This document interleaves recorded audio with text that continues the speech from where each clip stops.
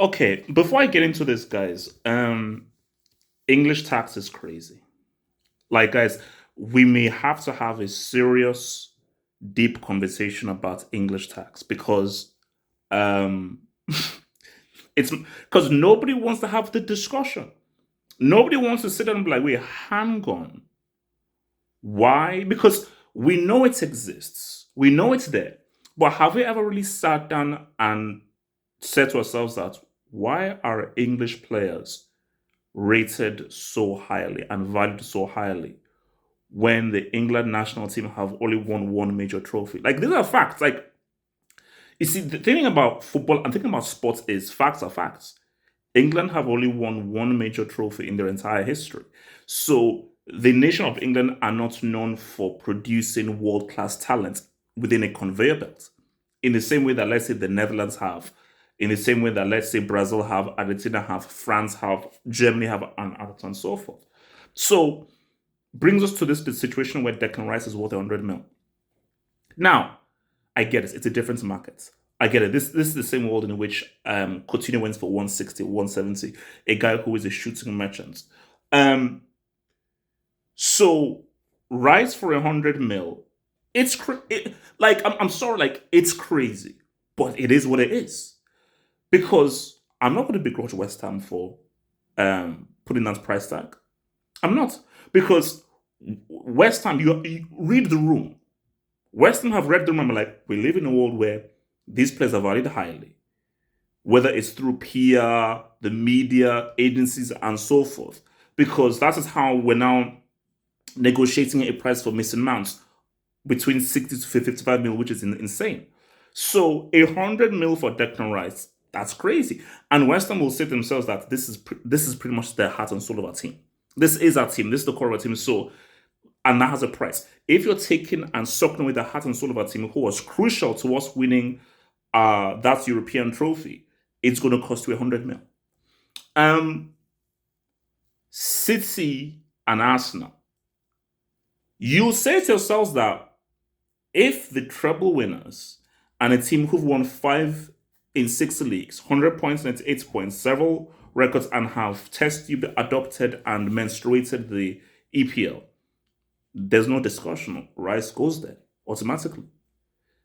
But does Rice look at the Arsenal project and also the fact that it's in London as maybe far more attractive and say, oh, because Rice may say to himself that, look, you've already won.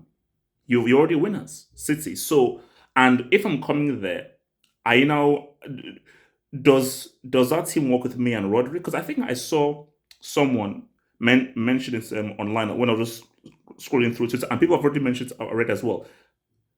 Are City playing like 3D or 4D chess? Because I'm like, you already have Rodri. You can't play a double pivot of Rodri and Rice. And Rodri and Rice are similar kinds of players in the terms of they have a similar kind of midfield role in which they play. But if we're now saying that Xhaka is leaving, Partey is leaving, Arsenal need Rice. So Arsenal need this basmati rice more than your boy City. So, but do Arsenal have 100 mil? Because this 90 mil, I think it was 80 plus 10 in add-ons that City offered and that was rejected. Do they have 100 mil? City can put in 100 mil very easily. We know this. Can your boys put in 100 mil?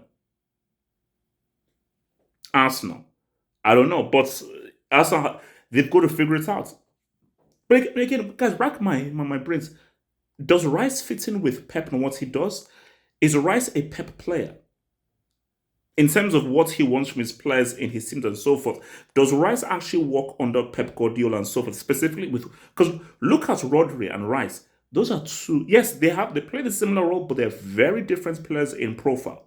Because Rodri is a far more technical player and much better in ball retention and dictating the tempo of the game than let's say a Rice is, where Rice is much more of a destroyer, a runner, and an energy guy. Because that's what I say about Rice. He may not pass the eye test. He may not be technically great. Rice is pivotal in a team.